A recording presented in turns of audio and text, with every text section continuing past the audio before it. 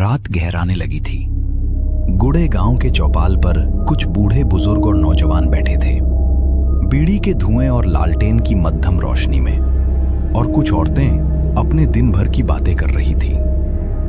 चारों तरफ सन्नाटा था, बस झींगुरों की आवाजें और कुत्ते की भौंकने की आवाज आ रही थी। तभी अचानक दूर से किसी के भागते आने की आवाज सुनाई दी। किसी के पांवों की धूल उड़ रही थी। सबकी नजर उधर मुड़ी और एक औरत बिल्कुल हांफती हुई चौपाल पर आ पहुंची। तुम सबको पता है रघु की बीवी कविता के साथ क्या हुआ? गांव वाले एक दूसरे को देखने लगे। एक बूढ़ा, कविता? अरे वो तो 8 महीने से पेट से थी ना, क्या हुआ उसे? वो घर छोड़कर चली गई है, रात को अकेली, बिना कुछ बताए। क्या? इस वक्त? इतनी रात को? हाँ, और सुना है जंगल की तरफ गई है। वो जंगल जहाँ कोई रात में नहीं जाता। सन्नाटा छा जाता है, सिर्फ लालटेन की लौ कांपती है और हवा में एक ठंडी लहर दौड़ जाती है। भगवान बचाए, उस जंगल में तो शापित आत्मा का साया बताया जाता है। और यहीं से शुरू होती है वो कहानी। गुड़े गांव, एक छोटा सा इलाका जहां हवा में अंधविश्वास खुला था। ये कहानी है रघु, उसकी गर्भवती पत्नी कविता और उसकी मां धनिया देवी की। एक ऐसी रात की कहानी जहां आस्था और श्राप के बीच की रेखा धुंधली पड़ गई थी। रघु रोज मजदूरी पर जाता था। घर में बस उसकी मां और कविता रहती थी, पर उस घर में हर दूसरे दिन एक बाबा आता।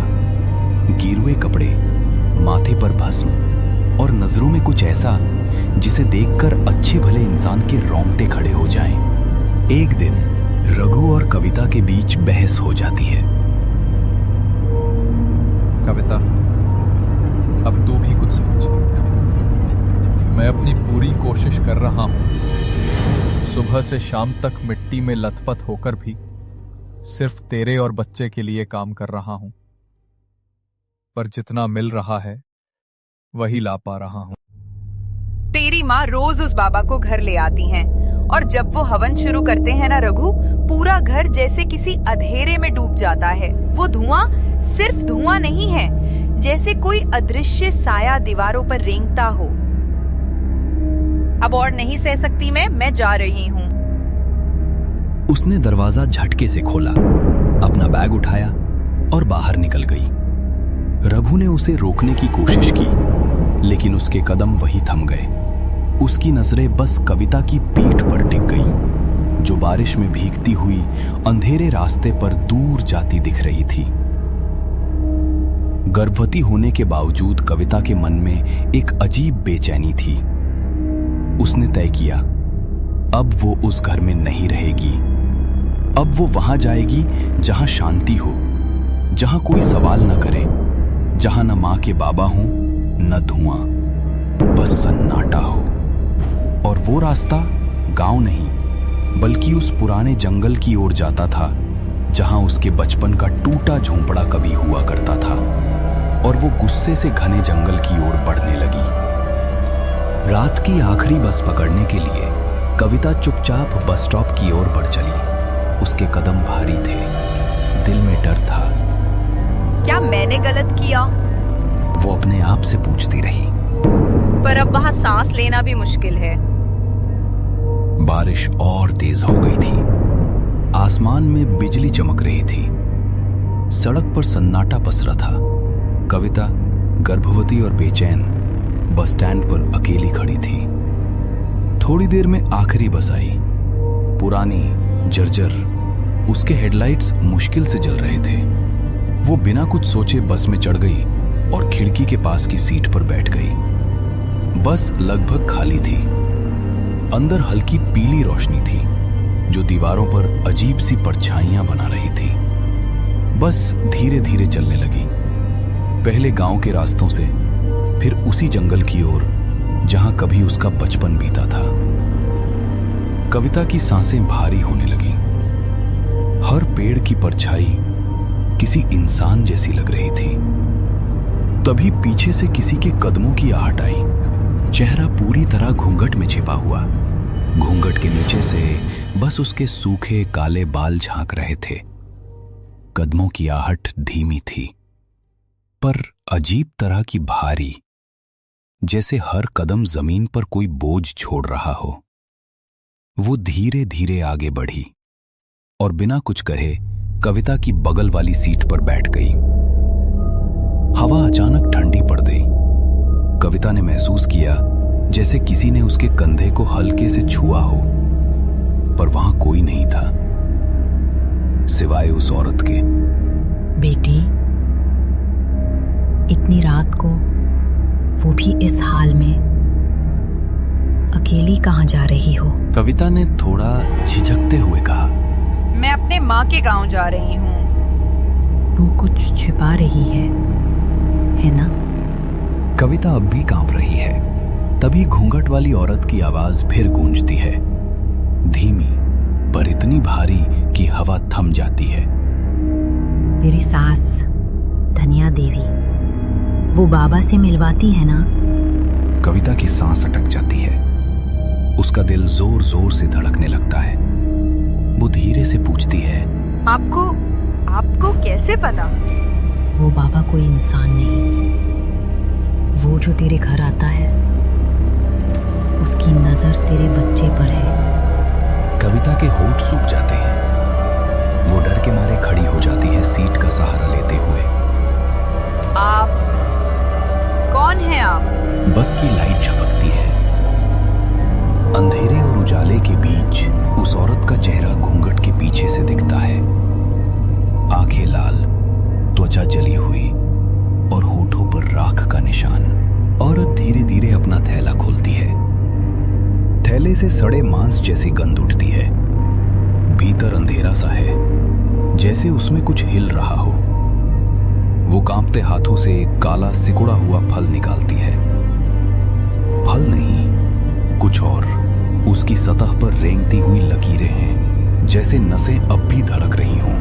मक्खियां उस पर बैठती हैं, लेकिन अगले ही पल हवा में धुएं की लकीर बनकर गायब हो जाती हैं। उस औरत का घूंघट थोड़ा हिलता है। अंदर से नीली चमकती आंखें झलकती हैं। ले बेटी।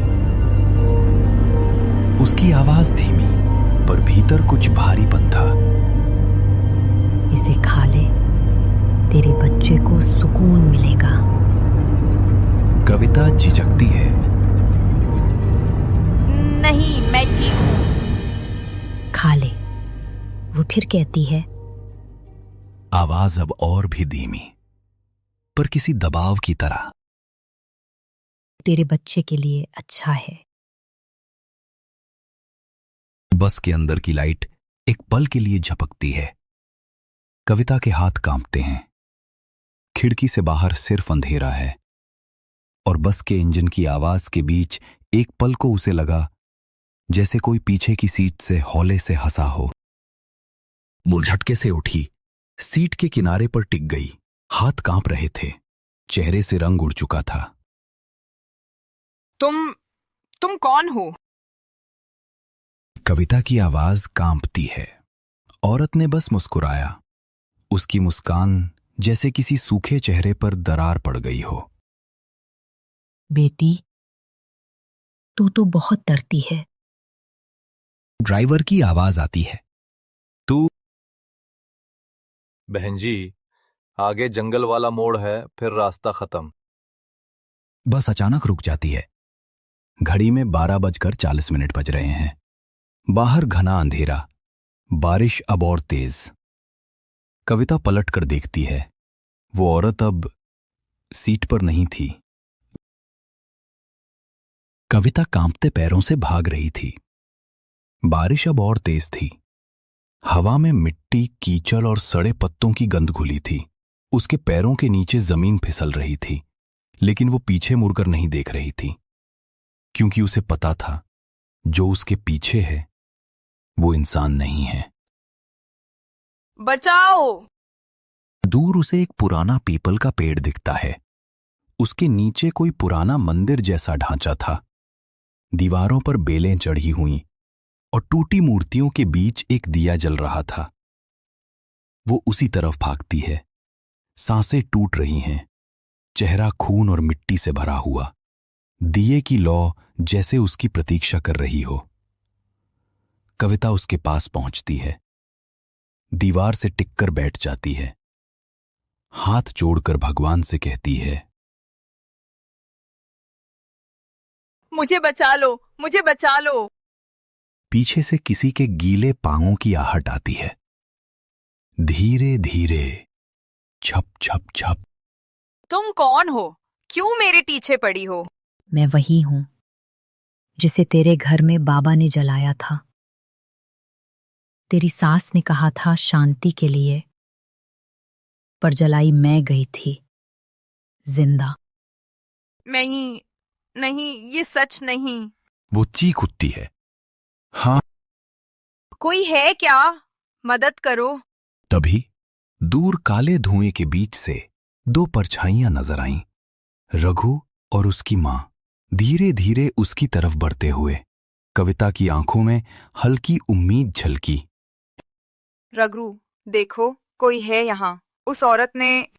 कविता, तुम घबराना मत, मैं आ गया हूं ना। सब ठीक कर दूंगा, कुछ नहीं होगा तुम्हें। बेटा, मुझे माफ कर दे। आइंदा ऐसी गलती मैं नहीं करूंगी।